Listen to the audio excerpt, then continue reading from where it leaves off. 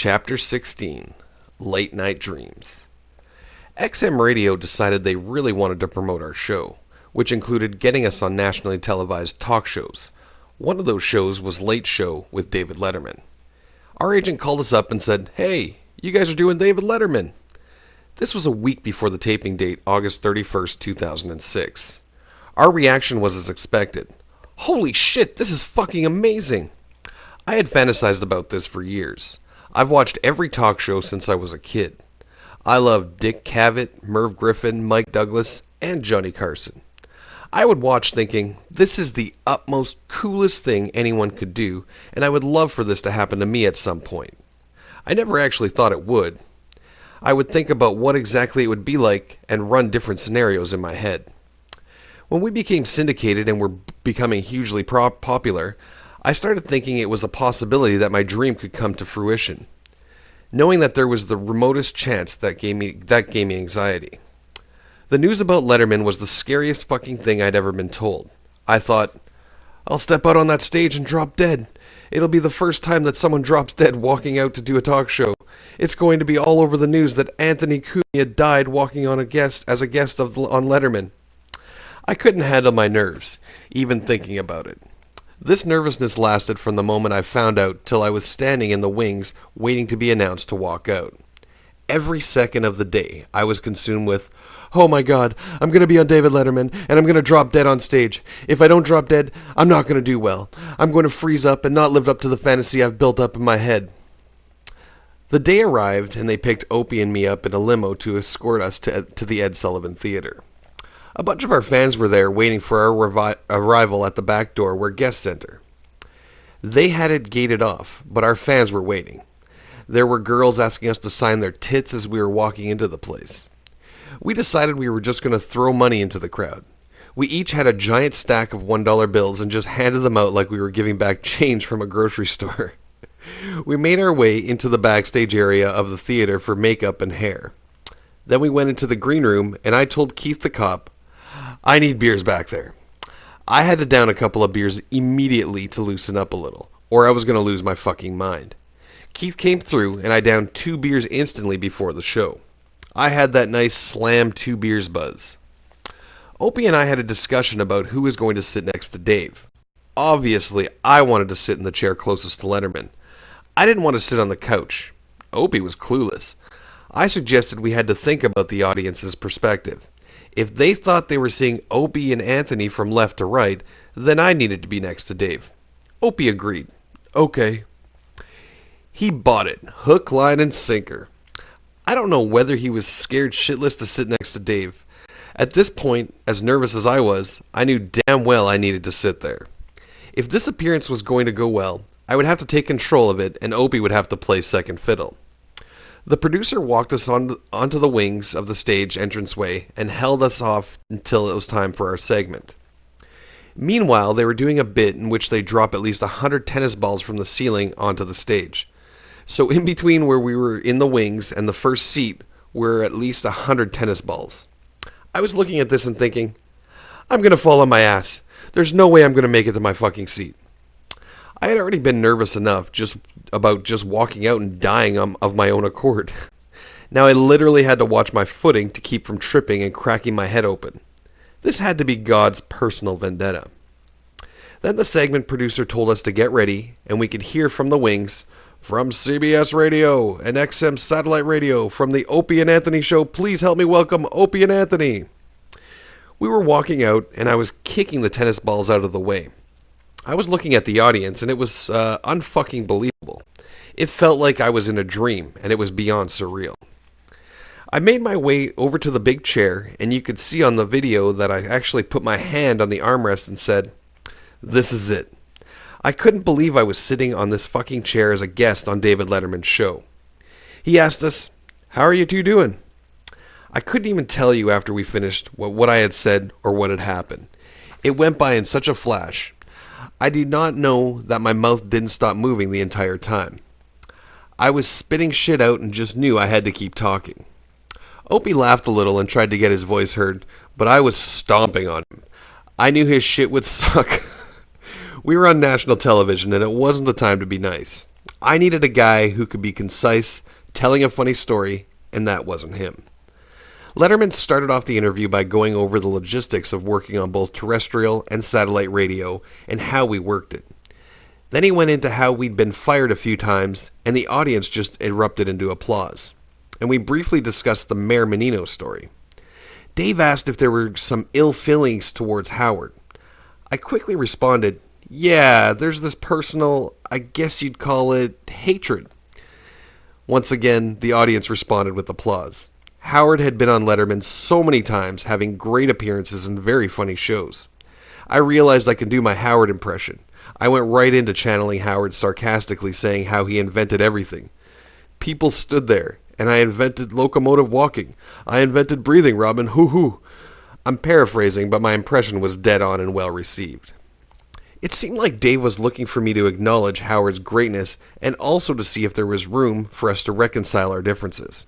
I said, maybe in heaven, and let everyone know that we had tried to get us with our mutual bosses, that he had tried to get us with our mutual bosses instead of going toe-to-toe with us on air.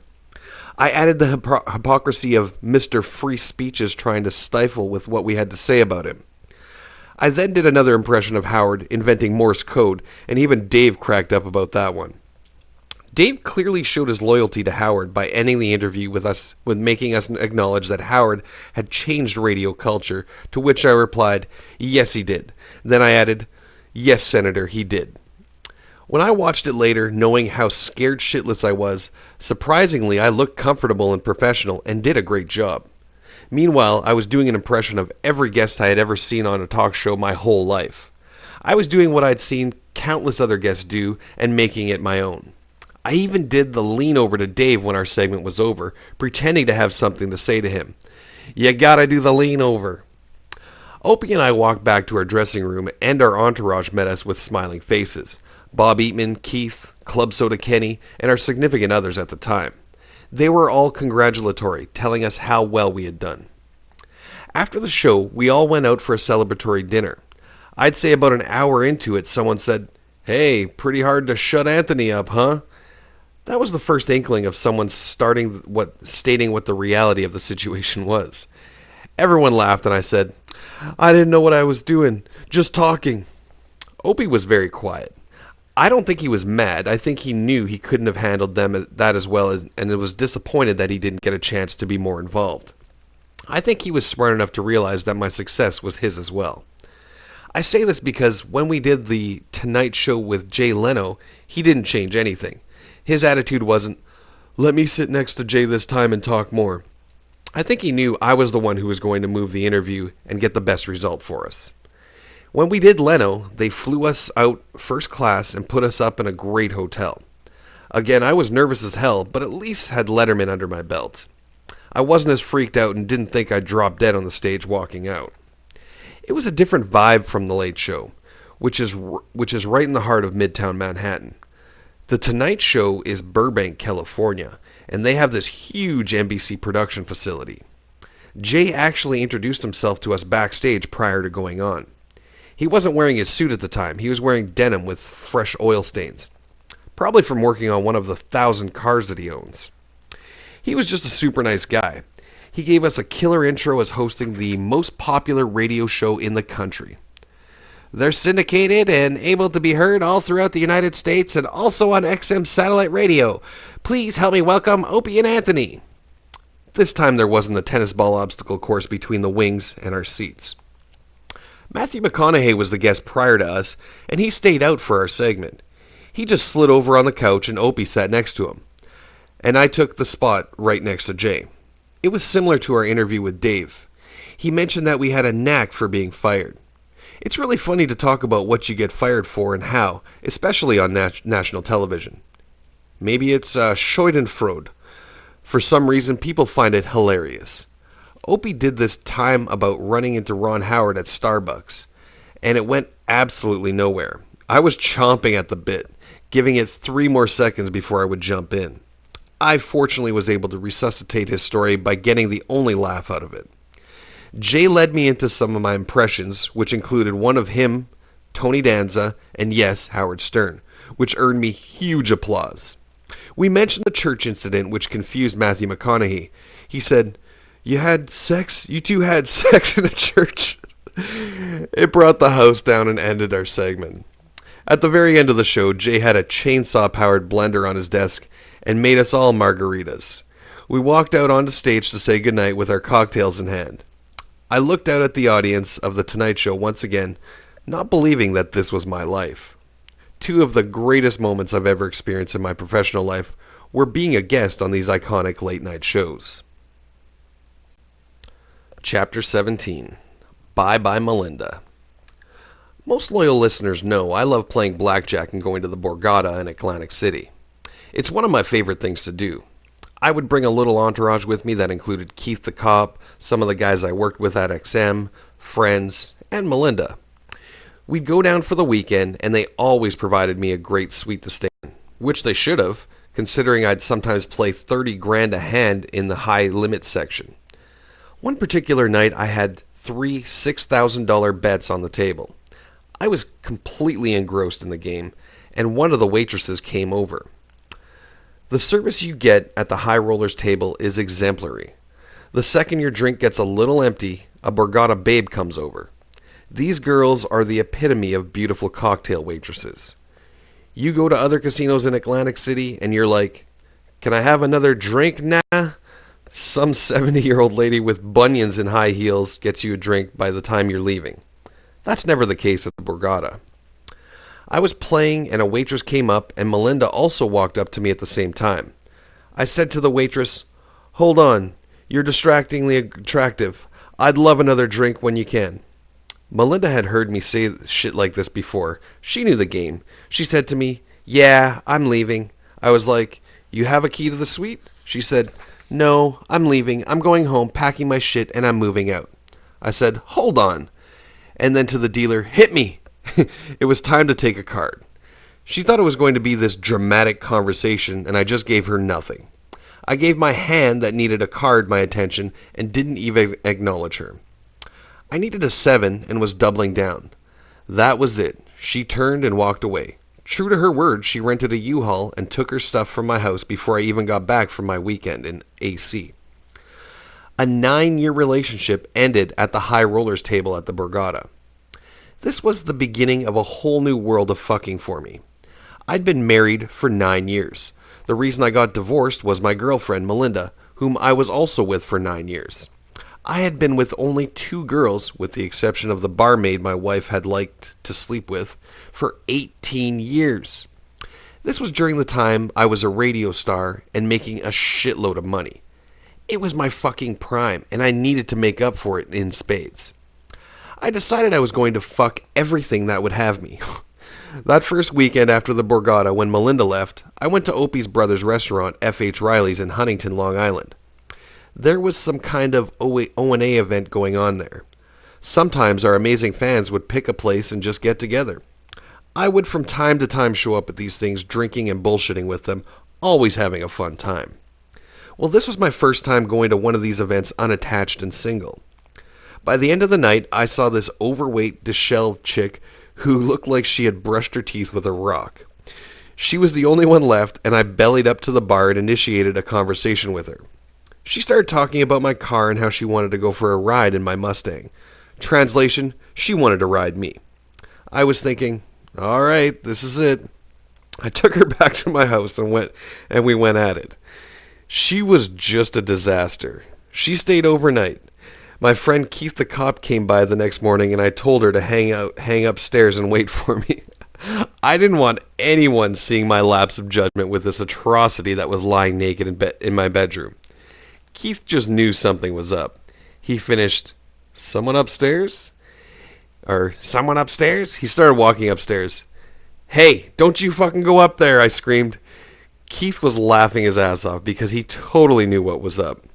It's almost a rite of passage that when you break up with someone after a long-term relationship, the next person you're with is never a prize.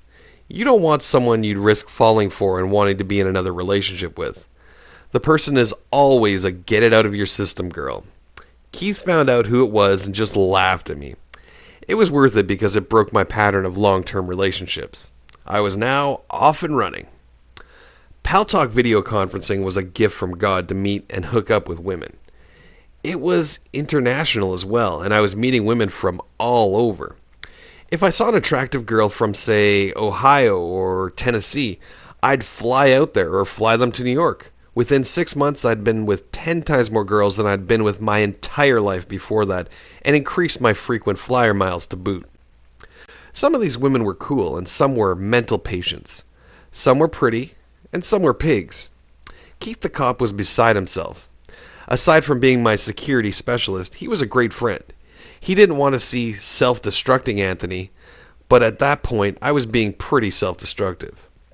One girl was from England, and she came to my house. I was fucking around with her, and then I got an opportunity to go to the Mohegan Sun Casino in Connecticut with another girl. I left the chick from England at my house to go fuck another girl at a casino. Keith got wind of that the girl from England was planning a party without my knowing or being there. He called and told me, "She's sending out messages for people to come to your house for a party, and I know you're not there." I was like, "Yeah, that can't happen." Keith said, "All right, I got it." Keith went over there, sat her down, and had a talk with her. He said, "You're not having a party here, and you're going to have to go."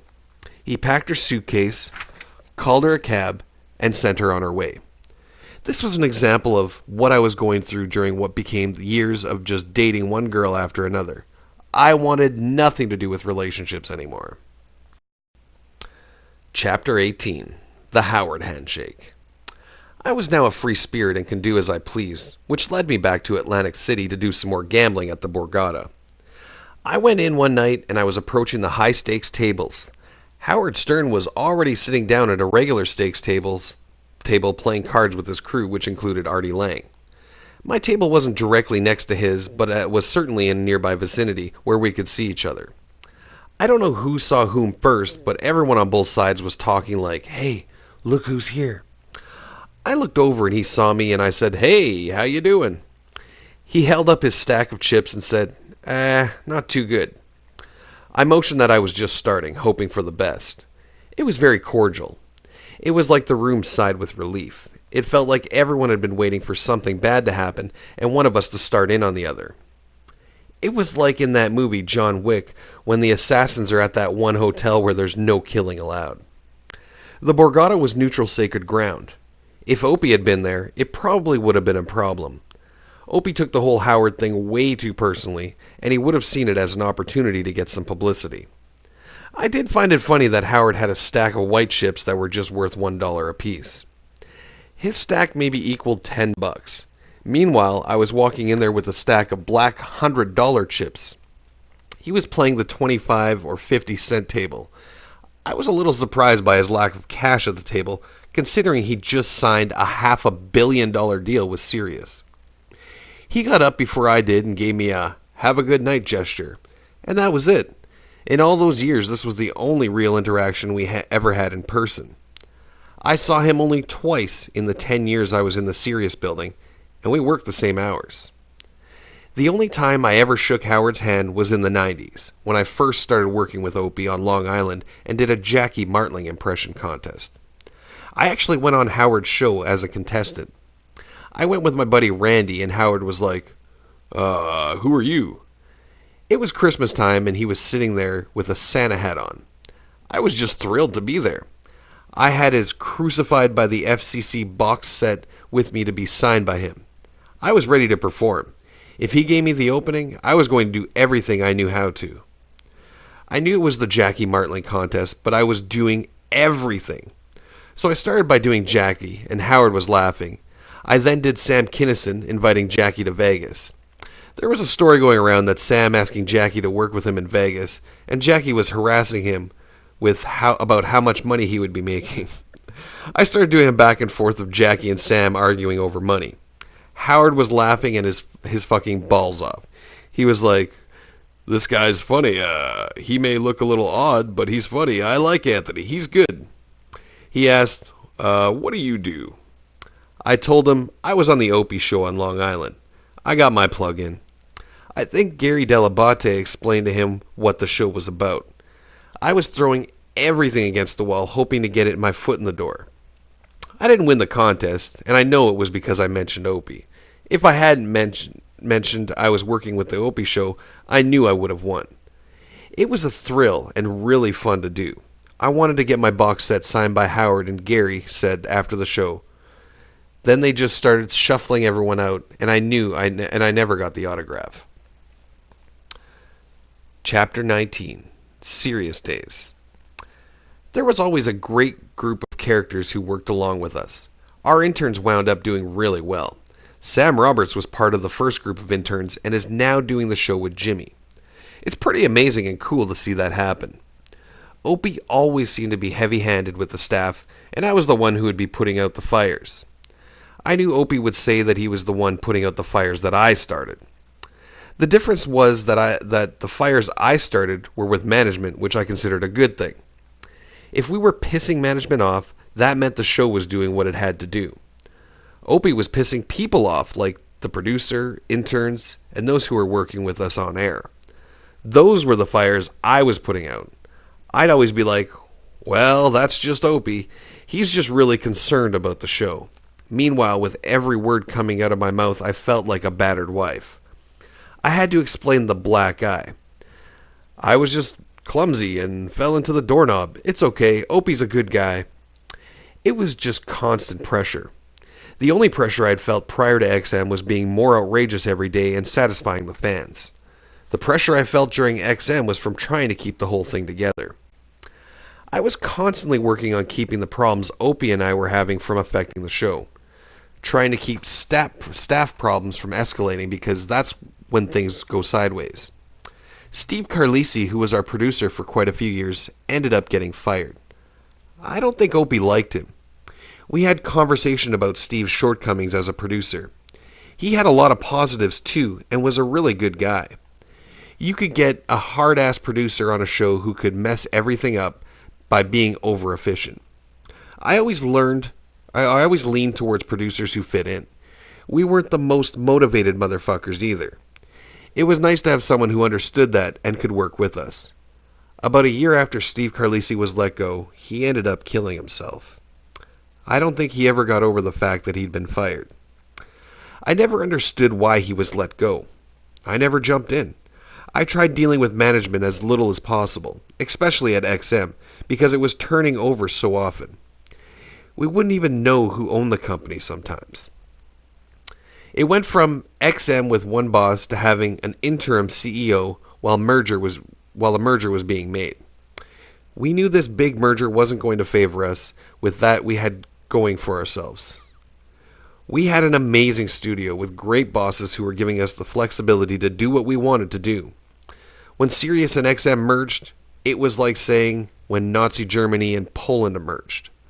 On March 28, 2008, the Justice Department officially approved the merger, and on November 18th, the O&A channel would be carried on Sirius. It was a sweeping takeover by Sirius of everything by XM. As I mentioned, XM has had these eclectic visionaries who were doing something different from traditional radio. Those people from XM all got blown out and replaced by bean counters who did the top 20 countdowns and other hack radio shit as well. A lot of the creativity went right out the door. More important, so did support for our show. Sirius was Howard's company, and XM was our company. Now we were under the Sirius umbrella, and the O&A show could be like their 70s on 7 Channel. They didn't give a shit about us, and we got nothing. Once XM merged with Sirius, they were all about corporate, which translated to being censored for sexual content stringently. On April 14, 2009, we did our first show at the new Sirius building. There were no more girls doing the wiffle ball bat contest or getting naked in the boss's eyes. In the boss's eyes, these acts could make Sirius liable for litigation. This meant no more girls on our show unless it was a real interview. Sirius Corporate was the ultimate cock blocker. Meanwhile, Howard could have gotten girls to come on his show literally and get fucked on the Sibian machine while having baloney thrown on their ass tits. That's fair, right? This was the problem we had between Howard, management, and us. Taking away girls and sex was making our show very monotonous and mundane. We wanted to do fun, exciting things, and they just wouldn't let us. It was just like, go on the air and talk all day. And that's all we did. It became a talk interview show, which definitely wasn't the O&A show we were known for. It changed the complexion of the show. I think Opie appreciated that and preferred this new format, being that he was in a committed relationship. Jimmy and I were animals. We loved strippers, prostitutes, porno celebrities, and girls who wanted to do crazy shit. Opie was married and wanted to settle things down. He had in-laws now who surely weren't thrilled about his being exposed to women getting naked and shoving things up their orifices. In the early XM days, we did a thing called Box of Cocks. It was a box with dildos glued to the bottom of it. We would put pictures of kittens on the outside and post a sign saying "Free Kittens" next to it, and leave it on 57th Street. We would hang out the window and watch inquisitive pedestrians who looked into the box expecting to see cute little kittens. The faces they made when they saw a plethora of dicks were priceless. Meanwhile, we weren't shooting video. It was us describing how each person was reacting. All hilarious gags like this stopped. No more fun, no more sex. We were subjected to doing a show that anyone in any other glass studio could have been doing. We moved from this amazing studio on 57th Street to a building on 48th Street that had no personality. We'd had the studio on 57th to ourselves with no bosses in that building. It was great. Then they put us in a place with little hallways and identical cookie-cutter studios. The studio we had was small, and when people wanted to come in, they had to have badges and be cleared by security. We used to have full bleachers of audience members on our 57th Street studio, which was filled with really colorful characters we could work with. The new bosses took everything that was fun and different away from us. It was like stripping the powers from superheroes and asking them to still fight crime. This created enormous pressure. How could we get our audience members to tune in each day if we couldn't fucking do anything?